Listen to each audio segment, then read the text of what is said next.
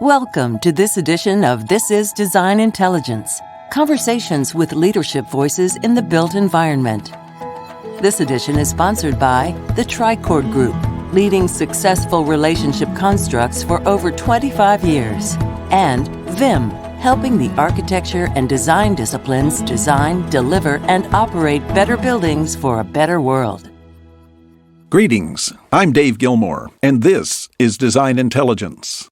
Joining me in the studio today is Dr. Barbara White Bryson, an Associate Dean of Research and Director of the Drachman Institute at the College of Architecture, Planning and Landscape Architecture, a part of the University of Arizona. We're excited that Barbara is with us. Her newest book, Creating a Culture of Predictable Outcomes, is now out and about. We're going to spend some time with Dr. Bryson talking about some of the details in this book. Some of them are fun. Some of them are quite serious. Barbara, thank you for joining me again in the studio. We're so happy that you're here and looking forward to our discussion today. Oh, Dave, it's always good to talk to you. Thanks so much for having me. And I'm really excited to be finally talking about the real book in print, in people's hands. So why this book? Why this book at this time? It's extraordinary what we've been through. No one would have planned when you were writing this book that we would have gone through what we've just gone through in 2020. And so maybe this is a bit prophetic in nature because the themes you're going to be dealing with in this book are front and center, having gone through this very difficult 2020. So why this book at this time? So, Dave, you're right. Conditions were very different 2 years ago when I sat down to write this book. However, 2 years ago, I was concerned about the industry, and I was sharing the continued frustration of project leaders that were making, I think, three big mistakes. First, most key players in the industry tended to focus on process rather than culture. Second, across the industry, we seem to be completely satisfied with modest, incremental improvement in delivery, quality, or cost. And number three, our players in the industry tend to go to war with their own teammates on projects, even though by doing so, they rob projects of project value from the owners and even from themselves. By making these mistakes, our industries remain in the dark ages, basically, and leave our industries open for disruption. I believe that we can correct course by focusing on building a great culture that's based on sophisticated, caring leadership, high-performing collaborative teams, and master-level decision-making discipline informed by values. This new focus will finally address massive inefficiencies, waste, and unpredictability in the design and construction industries. Well, that was 2 years ago, which I think still holds today. And I also believed 2 years ago that we needed to innovate, that we needed to create cultures where innovation was possible.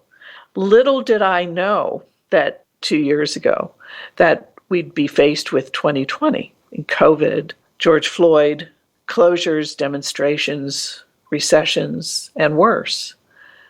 But now we have an opportunity. What did Winston Churchill say? That we should never let a good crisis go to waste. This is a moment where not only is innovation desperately needed, but if we do not innovate, we are wide open for yet another round of pushing providers out of the industry through this recession and prices going up and owners looking for alternatives to what we can offer them as far as pricing and product. So this is an important moment.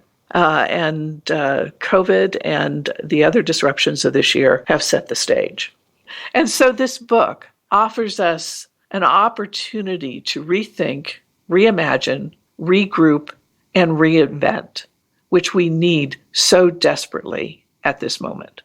It is spot on with what you've just said. I think that we find so many that are recognizing that change is needed, but it seems overwhelming in an industry that is so deeply entrenched in traditional paradigms. And you're right. The idea of incremental change may get us there at the end of this century.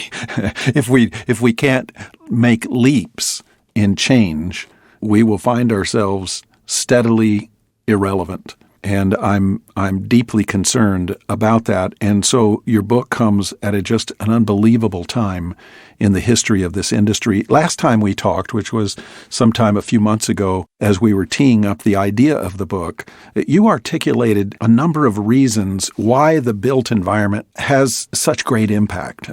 You also discuss these impacts in the book as you form the need for innovation and research. So what has COVID taught us?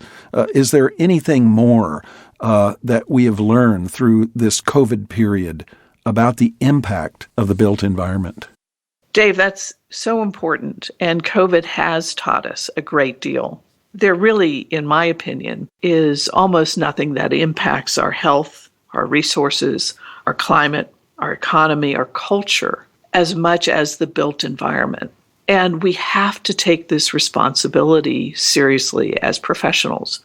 For example, buildings account for nearly 40% of the energy-related CO2 emissions globally. Commercial and residential buildings in the United States consume 40% of the total energy, including 70% of our electricity and 40% of our raw materials. 136 million tons of building-related construction, demolition, and demolition debris are generated in the United States every single year. And this waste, construction waste of all countries, ends up in landfills across the world. And then we're hit with COVID. And suddenly the built environment has so much impact on the way that we protect and prevent the transmission of the disease, and our ability to adapt buildings to allow us to function in the face of this disease. COVID impacts the way that we treat our surfaces within buildings, the way we have to think about air quality. We know that there are opportunities for sensors to address infrastructure, to address isolation. There are questions that we cannot answer related to all of these areas. And yet there's huge opportunities as well related to testing. For instance, here at the University of Arizona, Dr. Ian Pepper tests effluents. He's the person who coined the phrase, poop doesn't lie. And he is able to identify if COVID exists within a building. But he can't break that down to a floor or a section of a building because the infrastructure is not designed so that he can test in smaller increments of a building. We can think about how, and we should be researching how, buildings can be more adaptive in crisis situations, whether it's pandemic or in other areas. We also don't have enough information or enough research to help us understand how the world is changing related to real estate and building usage related to pandemics or the other crises that we've been facing this year. We work in silos in built environment research. And what that means is that we have insufficient transdisciplinary research. We have insufficient research that is what I call soup to nuts research, research that helps us understand not only the technical solution, but also the behavioral impacts, the policy impacts, the implementation challenges, and the systems ramifications. We have to do more research that allows us to understand all of these challenges so that we can make solutions work. And in fact, we just don't have the infrastructure in research to allow that to happen. Wow.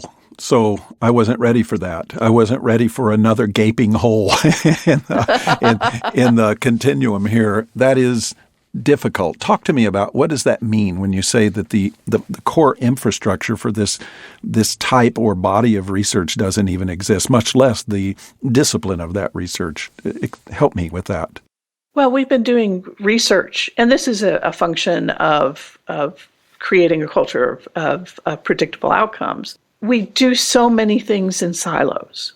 So true transdisciplinary research in the built environment doesn't exist in very many places. So when I talk about it, soup to nuts research that addresses behavior, policy, systems applications, as well as the technical applications, so that we understand how we're going to implement research, as well as how we're going to actually solve the one technical problem that may be involved.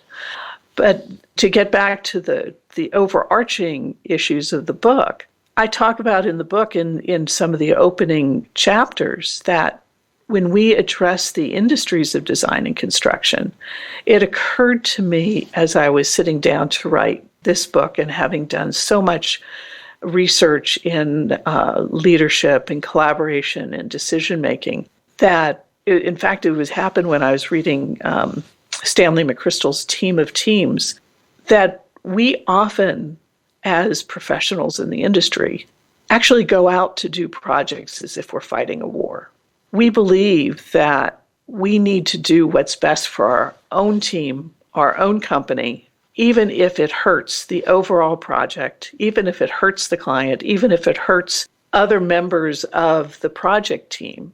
And we feel that that's the right thing to do. But in fact, by doing that, we steal value from the overall project, and we actually undermine ourselves by going to war. And that's what's happening on the research area, that's what's happening in the innovation area, and it's certainly happening during the design and construction processes. You served in a role for over a decade as you wore the hat of an owner, if I could call it that, at Rice University for all of its building programs for quite a while. How do we translate and create research that is attractive, appealing, and informative for the ownership community? I think so often a lot of our research is related to our own set of professions or disciplines, when overall we find that the owner community who has their hands on the rudder, ultimately, is still operating on an old paradigm of satisfied dissatisfaction, almost, putting up with all this inefficiency, this waste, this tardiness that we're marked by. How do we create research that speaks deeply into the owner mindset? Well, as you said, that's one thing. But let me just expand just a minute on my own background, just to let everyone know my own experience. I actually worked as part of the owner environment between 5 years at the University of Miami and 14 years as director of capital projects, and then as associate vice president of facilities engineering and planning at Rice University for nearly 2 decades, as on the owner's side, which was really illuminating. I worked with the board of trustees at both universities. I came to understand how important it is to understand the language of owners, the language of board members, the business plans of what we do as owners, to understand how projects need to be aligned with the business of whether it's education or hospitals or whatever. And that's one of the reasons why I wrote The Owner's Dilemma, is to help industry professionals understand where the owner is coming from, and also help owners understand what kind of impact that they can have. But to get down to the brass tacks of your question, Dave, you answered part of it, and one is that one part of the answer is yes, we can provide research, we can provide much more information to help owners understand the decisions that they're going to be making, because right now they don't have that information. It's really tough when you are dealing with processes which are incredibly opaque, there are not resources to inform the decisions. And in fact, many decisions are being made through anecdotal information that's been provided by colleagues or peers, president to president, board member to board member, and often there's very little research information that can help in defense.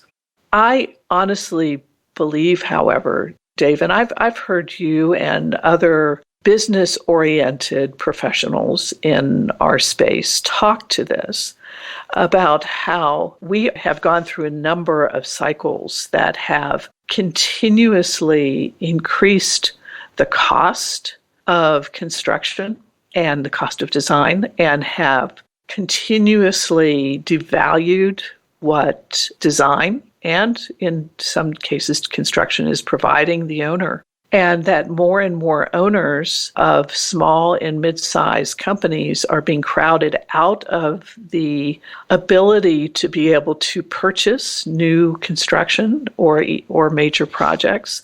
And the more that happens, the more owners are going to realize that they have to do something very different, and they're going to be searching out alternative delivery methods, delivery sources for answers, because they need better answers for their business plans. You know, the new book, you mentioned the first book several times, The Owner's Dilemma, an extraordinary book in and of itself. Do you see that this new book is The Owner's Dilemma 2.0, or is this something very different? Well, and I do mention The Owner's Dilemma a number of times, and it's not a 2.0. This is a book that is for the entire design and construction industries. It is a book that is intended to address the needs of all team members, and even those team members that don't believe that they have power in the dynamic. I'm hoping that it's also going to put a little fear into some of those team members from the point of view that they're going to recognize that something has to change, and that as long as they're looking towards doing things the same old way or only incrementally changing, that they're not going to find the answers that they're seeking. And so this is not an easy book. This is a book that does build on The Owner's Dilemma from the point of view that there's leadership lessons, there's collaboration lessons, but it really digs deep into what is a good leader in this context? What is a great collaborator in this context? What is real decision-making in this context? And yes, it addresses values, because if we're not going to have team values, project values, it's going to be very difficult to stay going in the same direction. In the book, so far, I've got 4 favorite chapters. So it's like I have 4 best friends. I don't know. 4 favorite chapters. And one of them is the 20 freight trains of disruption. An extraordinary list here. There's an interesting statement you make here. Though many complain that the path ahead is obscured by a foggy future, it is not hard to see what is coming at us, if you know where to look. Why did you include this in this book? It is future-oriented. Is it we're going to get hit by a freight train? Are we going to ride the freight train? Help me understand why you included this chapter in this book. Yes, there's a wonderful book that I read a year or so ago called The Future is Faster Than You Think by Peter Diamandis. And it talks about the fact that the future is at hand. How many times, Dave, have you heard people say, well, yeah, all that stuff, that's just fuzzy and it's out there, but it's really not really going to happen. We heard it about CAD. We heard it about building information modeling. The fact is that we're already in a world where machine learning is actively changing our lives. Mm-hmm. We're already in a world where crowdsourcing is changing the way we're thinking.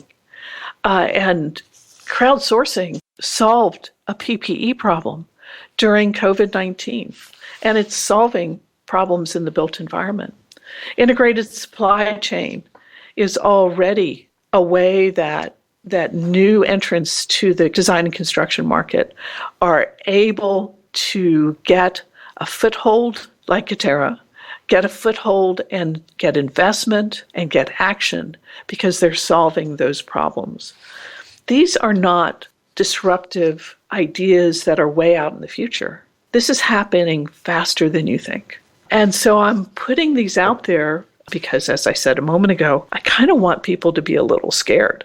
I want people to recognize that they've got to change profoundly in order to be ready to make these changes. And in fact, we need these changes. We need people to look at what they're doing and what they care about and what freight trains that they may be aligned with, and use those freight trains to make them better and to be ready to innovate with those.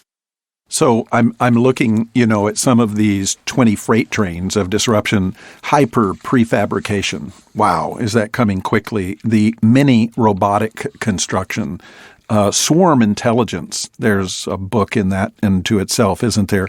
The whole idea of dynamic decision modeling, and then, of course, the trillion sensor future. And one of the things that is so intriguing to me is the rise of property technology and design technologies that are just jumping in leaps, and how they're changing. Like you said, things are already changing whether we're asleep and not seeing it or not. They are redefining our reality even while we're here. I love what Randy Deutsch says at the back of your book. He says that this list on the 20 disruptions will impact your future and is alone worth the price of the book. Thank you, Randy, for that. That was great. That made me very happy. So a couple of months ago, we had in the studio with us Phil Bernstein, Scott Simpson, and we got into a pretty serious topic around risk. In your book, Chapter 6 is Embracing Risk and Contracts. And your approach to risk and contracts it's very straightforward. It's honestly a bit shocking. I kind of like the shock and awe that you put in it because you, Barbara, you literally lay down the gauntlet here. And I can imagine that some who practice law might be taking exception to some of your advice. So why did you go there in this book? Well, I do want to make sure that all of the listeners and all the readers know that I am not a lawyer. I am an experienced owner. But I went there because, first, I do believe that as industry professionals, that we are among the most uninformed of professionals around the world. And that goes to the second reason, is that we are the most handcuffed in the world by our legal-related tools.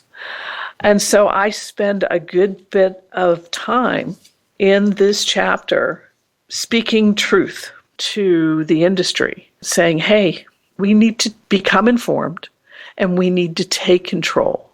And these tools need to work for us in a way that allows us to return to being the professionals we want to be and to allow us to innovate and to allow us to get to the next level of delivery. And if we don't do that, it'll keep us mired in this place where we keep on wondering, what's going on? What are we doing wrong? We got to get rid of the handcuffs.